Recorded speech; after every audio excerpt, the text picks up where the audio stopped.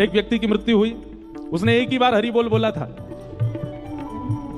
मृत्यु के बाद जब यमराज के पास गए तो यमराज ने कहा, हाँ भाई तुमने जीवन भर बहुत पाप किए हैं।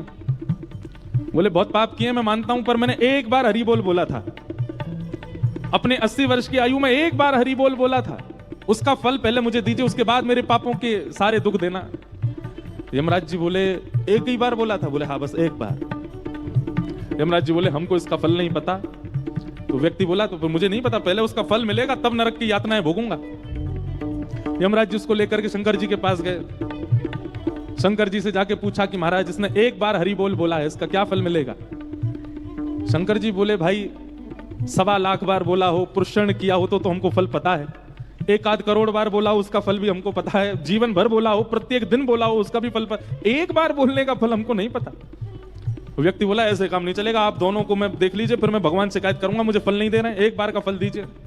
शंकर जी बोले इसको एक काम करो, ब्रह्मा जी के पास ले चलो। तो यमराज जी शंकर जी उसको लेकर ब्रह्मा जी के पास गए।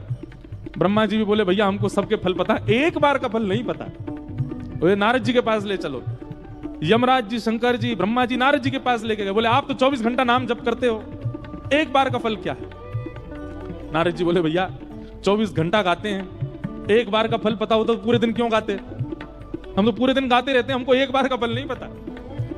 अंत तो गत्वा ये हुआ कि नारद जी बोले इसको भगवान के पास ही ले चलो, परमात्मा ही बताएंगे। शंकर जी यमराज जी नारद जी ब्रह्मा जी उसको लेके जैसे भगवान के पास गए, वैकुंठ में प्रवेश करते ही चारों ने चरण पकड़े। बोले भगवान इसने जीवन में एक बार हरि बोल बोला, उसका फल क्या मिलेगा?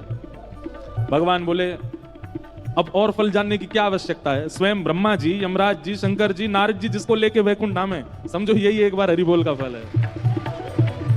अब ऐसी कथानक सुनाते तो इसका मतलब ये नहीं है कि एक बार बोले छुट्टी कंटक कटा अपना।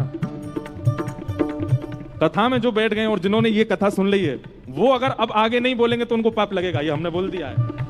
एक के चक्कर में मत रहना।